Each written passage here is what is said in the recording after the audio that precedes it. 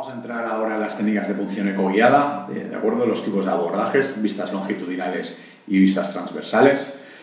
Transversal en eje corto, fuera del plano, es el más fácil de aprender y el que más se utiliza en ecografía vascular. Y luego tenemos el longitudinal en eje largo, dentro del plano, para insertadores o operadores mucho más expertos.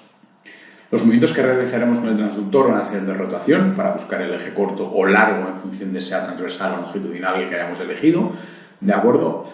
Angulación para mejorar la visión de la zona, desplazamiento de la sonda para visualizar las estructuras anatómicas y, como decíamos antes, la presión para poder diferenciar los vasos y las diferentes estructuras. La técnica de triangulación es, a mi modo de ver, la técnica a elegir por operadores más inexpertos en el uso de la ecografía y se basa en la medición de la profundidad del vaso objetivo mediante el ultrasonido. Lo veremos en nuestra pantalla del ecógrafo a qué profundidad está el vaso objetivo y esa misma profundidad la dejaremos de distancia entre la aguja y la sonda. La idea es crear un triángulo rectángulo basándonos en el teorema de Pitágoras. Si tenemos una profundidad de 1 centímetro al vaso objetivo medido por el ultrasonido, dejaremos desde la sonda ecográfica hasta la punta de la aguja ese mismo centímetro para que la progresión de la aguja consigamos tocar el vaso. Lo haremos con una angulación de la aguja de 45 grados. En función del tipo de catéter que tengamos, podemos ver que se inserta mediante Seldinger o Seldinger modificada o micro Seldinger. Los nuevos catéteres PIC, los de acceso periférico, ya por norma general se insertan con Seldinger modificada. Es importante conocer esta técnica de introducción antes de empezar el procedimiento. Una vez tengamos el catéter insertado y antes de su uso, es muy importante saber en qué lugar hemos dejado esta punta del catéter. El gol estándar sigue siendo la radiografía de tórax porque es el método más barato y es el método más sencillo. Con los años está cogiendo fuerza la electrocardiografía intracavitaria, que además de ser barato y fiable, es un método que puedes hacer a pie de cama y en el momento, y si el catéter no está bien colocado se puede volver a recolocar. La ecografía vesical la podemos utilizar en servicios de urgencia para poder discernir si nuestro paciente presenta una retención aguda de orina o no. Y entendemos una retención aguda de orina como la incapacidad de orinar de forma voluntaria aun teniendo la vejiga llena, ¿no? Ya sabemos que es una de las urgencias urológicas más habituales y se puede hacer un diagnóstico precoz con el uso del ecógrafo. ¿Cómo lo haremos? Con una sonda convex de 3,5 MHz, ¿vale? Para que podamos penetrar bien en los tejidos y ver bien esta vejiga urinaria, ¿vale? El paciente debe estar en decúbito supino o ligeramente incorporado y pondremos el transductor a nivel suprapúbico con una angulación de 60 grados. La imagen ecográfica que vamos a ver va a ser muy similar a estas imágenes que vemos aquí en la parte inferior de la pantalla, en la que vemos un corte transversal en la primera y un corte longitudinal en la segunda, ¿de acuerdo? Entonces diferenciaremos según sea hombre o mujer esta forma, ¿no? En el hombre va a ser una forma más oval y en la mujer va a ser una forma más parecida a una pera. Y para poder valorar el volumen que tiene esta vejiga, si nuestro ecógrafo no es capaz de hacerlo, usaremos la fórmula del elipsoide, ¿de acuerdo? ¿Cómo la vamos a hacer? Vamos a coger un diámetro longitudinal, un diámetro transversal y un diámetro antero-posterior. Entonces, en el corte transversal vamos a medir cuántos centímetros hay en este corte transversal.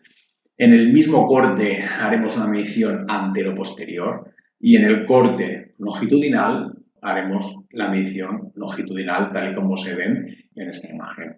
Cada uno de estos cortes nos va a dar unos centímetros que los vamos a multiplicar entre ellos y al final lo multiplicaremos el resultado final por 0,5. Si el volumen en el hombre es más de 750 mililitros, estamos ante una retención aguda de orina y en la mujer si es superior a los 500 mililitros. Otro uso que le podemos dar al ultrasonido en la ecografía vesical es saber si nuestra sonda está dentro de la vejiga, ¿de acuerdo?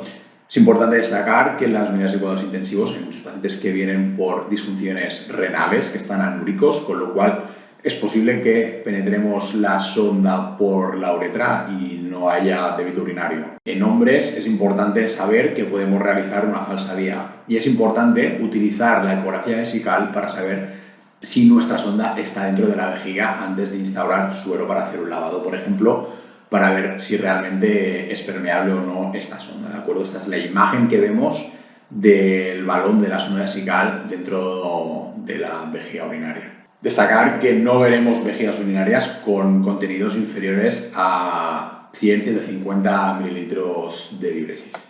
Para acabar, otro uso que le podemos dar en enfermería al ecógrafo es la comprobación de nuestra sonda nasogástrica mediante el Doppler color.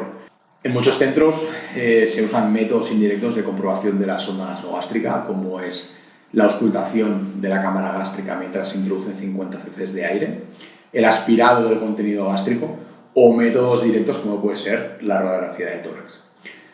Estos métodos indirectos, la desventaja que tienen, por ejemplo, en unidades de cuidados intensivos donde tenemos un paciente que se está ventilando mecánicamente, es que niveles altos de PIB, cuando se insufla todo el gas dentro del parénquima pulmonar, nos puede dar a error a la hora de auscultar cómo entra el aire por la sonda nasogástrica, ¿de acuerdo?